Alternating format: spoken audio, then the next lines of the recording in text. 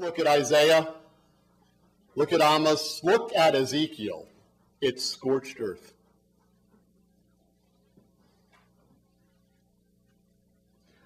Well, his first book was 1966, and here's his book, The Cunning of History, which I still use in my Holocaust class. 98 pages, power. When you're done with that, you might want to check out of the human race. Rubenstein basically says that the 20th century is a century of mass death. The Holocaust is a paradigm for the future. And that history is a cycle of violence and atrocity. You either have power or you don't. We didn't have power. We have to have power. Israel is our power. Don't talk to me about morality. By the way, love Rubenstein for this. He says the Palestinians have every right to fight us. Many Jews today just can't imagine that Palestinians are fighting us. How dare they? And I always think, what are they supposed to send, love balloons? But the idea that a Jew could be fought, or a Jew could be hated for what they do, like stealing land, settling it, is so foreign to the Jewish imagination now. But Rubenstein says, sure, I'd fight them too, but hey, tough. They come after us, we beat them down. Otherwise, we're dead. If we don't understand this in Jewish discussion, we don't understand Constantinian Judaism. Now, Constantinian Jews aren't bad people. That's too easy. They have a view of the world, and they want to enforce a view of the world that comes from this analysis. You can reject the analysis, but you have to understand it, I think, in order to understand the Jewish conversation. Elie Wiesel, most of you would know of him. I use his book, Night, in my Holocaust class, but it's interesting that my students, this is his autobiographical journey through Auschwitz, where he lost his family. But my students come to my class, and they've already read Night 3 times. In junior high and in high school, mandated classes in the Holocaust. I'm not against it, but how does that function? Now, I know Oprah announced her retirement, and I want to be straight up. I'm jealous. I want to be on Oprah before she retires. It means at least 1 million books sold. I don't think I'm going to get there. But I just want to tell you honestly, I'd like to be there, so I don't want to, hide behind this. But notice when this translation came out, it was Oprah's book club selection, which made it a bestseller again. It sold millions of copies in its new edition. And by the way, Oprah went with Wiesel to Auschwitz, and the DVD is available. It's interesting, you have an African-American, slavery, never mentions it in this visit. Of course, both of extreme wealth, although Wiesel lost his money with the Madoff scandal. Don't worry, don't worry. Don't worry about him. His speaking engagements are $50,000 to $100,000 a shot. I'd also like to get that. But the question, I had nice hotels on this tour. I mean, pretty nice, but they were done through Hotwire. Now, if you don't know about Hotwire, they give you the worst rooms that are available, but sometimes better ones are available. When you think of this death, what the Holocaust represents, the Oprah's book club, and so much else, what Norman Finkelstein calls the Holocaust industry, right? Okay? It trivializes the Holocaust. And when we use the Holocaust to justify the ghettoization of a people, it trivializes the Holocaust. So how, as the Holocaust is talked about more and more, and I teach it, and the students need to learn about it, but I also have to tell the students, my position on Israel and Palestine. It's not emphasized, it's not the whole course or even a big part of it, but I can't tell the students about the Holocaust and pretend that we are innocent. Because the teaching of the Holocaust and Holocaust studies and Jewish studies in universities, which often fences off dissent, often censors dissent, trivializes the Holocaust.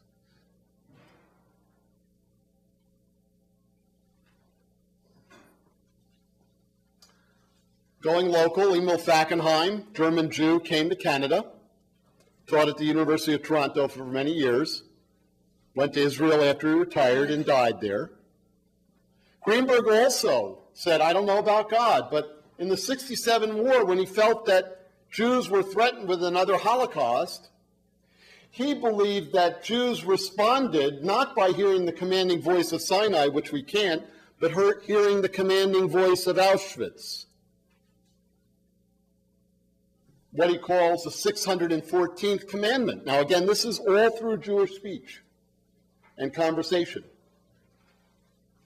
Orthodox Jews have 613 commandments, but Fackenheim believed that the Jewish people responded with their own commandment to survive and not to let Hitler win. Survival at all costs. Otherwise, Hitler wins.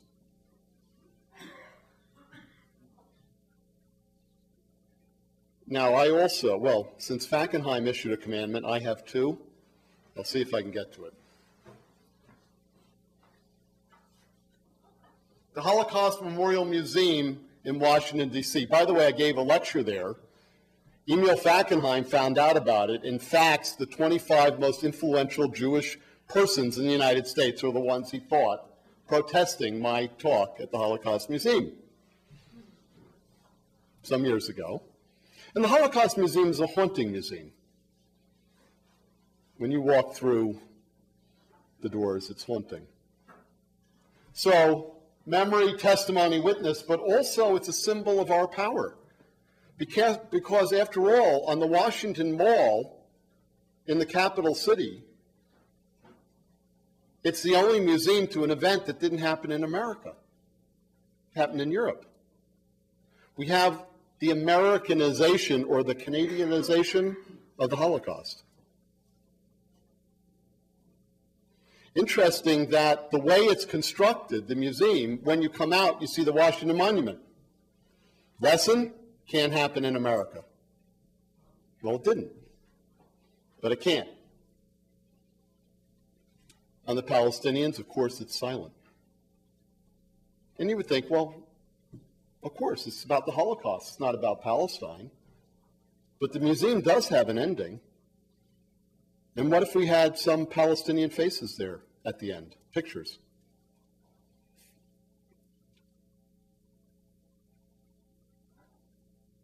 Would that change the meaning of the Holocaust or the challenges of the Holocaust now?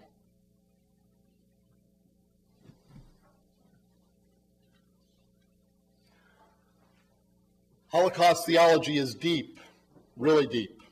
I don't want to caricature it.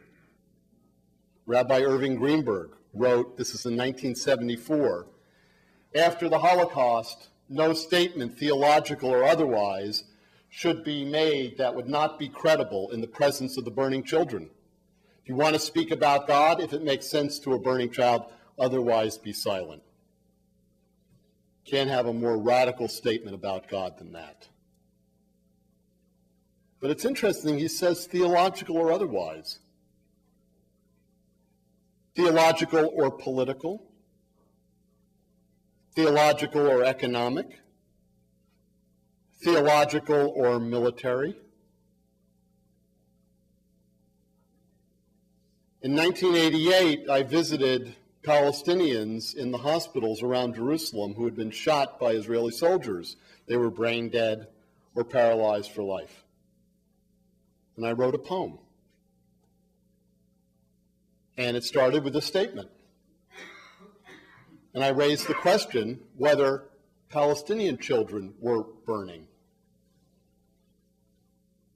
and if Palestinian children weren't also our own.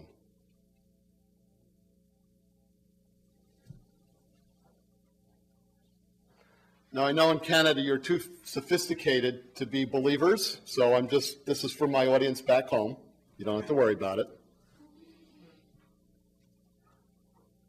I live among moderate and evangelical Christians, and again, it's quite interesting, and they've given me a home. The liberals haven't, by the way.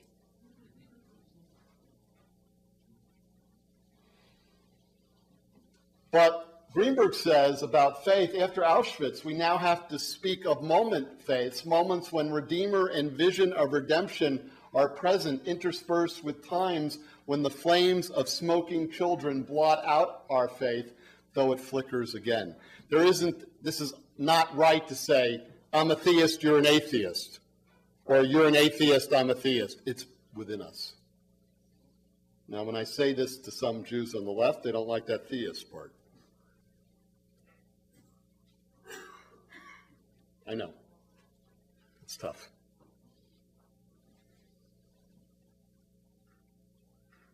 In 1974, he concludes with two warnings.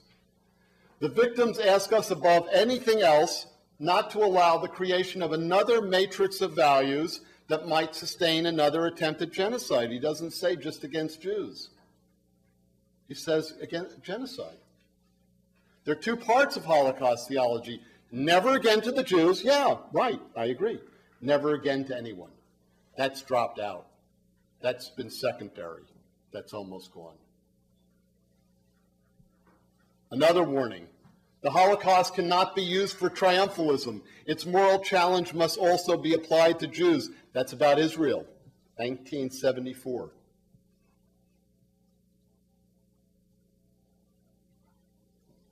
In Holocaust theology, there's depth, especially about God. About Palestinians, either silence or they're terrorists. Greenberg makes the last stab at incorporating Palestinians into his analysis. This is in 1988, The Ethics of Jewish Power, when Israel is seen by Jews and others as crushing the Palestinian uprising. He writes The Ethics of Jewish Power, and he says, look, we've been the great prophets, but we can't afford it anymore. When we didn't have power, we critiqued power. When we have power, we can't use the prophetic critique, lest it undermine our empowerment and another Holocaust happen. The prophetic has to take a back seat. We're going through the difficult phase of normalization, he says, where we're going to do many things that look a lot like what was done to us. Don't panic, he says. To retain our power, we have to do it. We can try to correct some of the bad things. Of course, Greenberg doesn't give up on Jewish exceptionality. So he says we have to be different than others, but how much different can we be and survive? So he has a scale. We can't be 100% better and survive. No way. 90, 80, 70, 60, 50, 40, no. 30, 20, we can be 10% better. And he names that, 10%.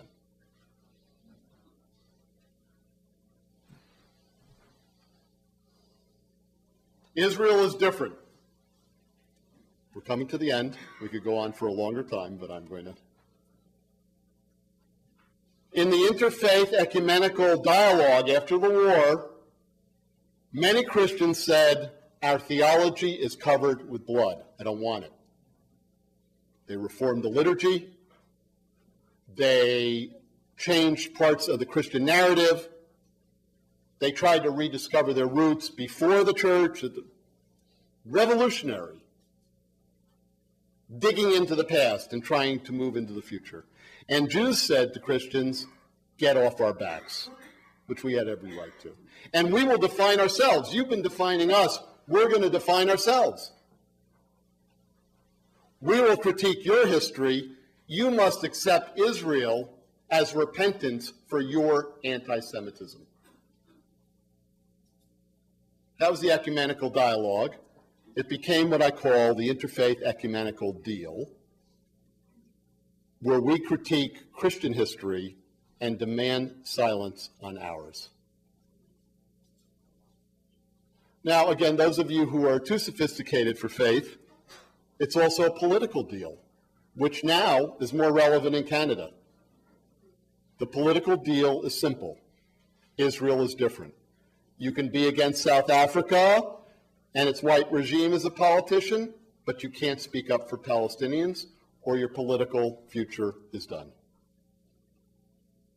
If you notice in the American political campaign, forgetting about the conservatives, look at the speeches that Barack Obama and Hillary Clinton gave to AIPAC.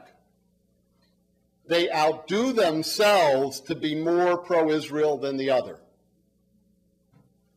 And if you look at Obama's Cairo address to the Muslim world, interesting, he talked about the need for a Jewish homeland, he said, not a state. Interesting. Don't know whether that had meaning or not. And then went to Buchenwald after the Cairo meeting and met there with Elie Wiesel. Do you remember that? Because Jews have a history, and no one should be against the Jewish state because of that history. But he didn't go to a Palestinian refugee camp also. And when he talked about Palestinians, he said, and Palestinians are also searching for a homeland. But didn't they have one? Palestinians have no history in that speech. So Israel is different in the interfaith ecumenical deal, but also in the political dialogue in America and Canada. Progressive Jews in Tikkun, remember what I said? The left wing of Constantinian Judaism. Jews of conscience. These are all children of Holocaust survivors. Dr. Sarah Roy, the Harvard Center for Middle Eastern Study, a child of Holocaust survivors, a world expert on Gaza. Amira Haas, many of you have read her articles. She is one of the few Israeli journalists who live among Palestinians. She's a child of Holocaust survivors. Hetty Epstein, who was on the Kinder transport. She got out as a child in the 1930s from Nazi Germany. Her parents were both killed by the Nazis. She demonstrates against the occupation. She's been on the ships to Gaza. Here's a woman who is part of a group that pickets a synagogue in Michigan. Very controversial. Every Friday or Saturday morning. Some Israeli soldiers who refuse to serve in the West Bank. Ilan Pappé, who has left Israel too. He's an Israeli historian, now in Exeter in England. The ethnic cleansing of Palestine, by the way. The narrative of the formation of the State of Israel and its history will be told the way Ilan Pappé tells it. The narrative has been won. Politically, we've lost everything. Trees of reconciliation. When I was a kid, we were asked to contribute money as kids, nickels and dimes, to create forests in Israel to replicate the European environment that many of the Israelis came from. But as we find out now, they were mostly planted on destroyed Arab villages. So Hannah Schwarzschild, among others, has started Trees of Reconciliation, planting olive trees. She said she never planted a tree before, but she looks terrific there, doesn't she? It's a little tree, but it could grow if it's not bulldozed. And here's an attempt to shape a new narrative. This is what some Jews in Philadelphia have created, a Jews of Conscience poster. There's Dr. Sarah Roy, Albert Einstein, Chomsky, oh, there's me. Judah Magnus, Hannah Arendt, Ilan, Izzy Stone. Jews of conscience are trying to shape a new narrative about what it means to be Jewish. Here I'll end with the new 10 Commandments. And even of you who are not religious may be able to embrace them.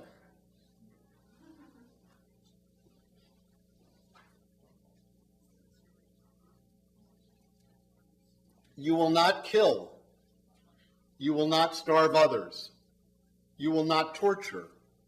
You will not assassinate. You will not covet Palestinian land. You will not demolish homes. You will not uproot trees. You will not block ambulances. You will not besiege. End the occupation. Thank you very much.